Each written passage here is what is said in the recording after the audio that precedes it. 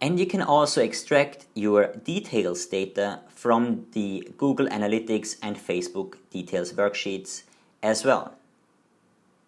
Extract them into the details worksheet from the assignment the same way as we did with the totals. However, here we assign campaign data blocks, a block for each campaign.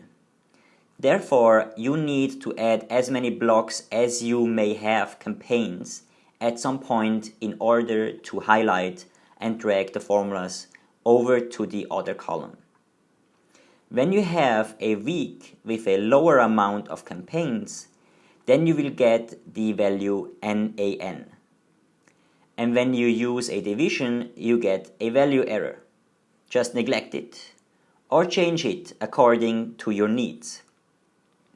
Another solution would be to calculate your click-through rate and your cost per click in your Pandas data frame already before you upload.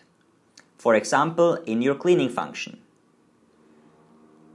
But now you have the tools to adjust that on your own, according to your or your company's needs.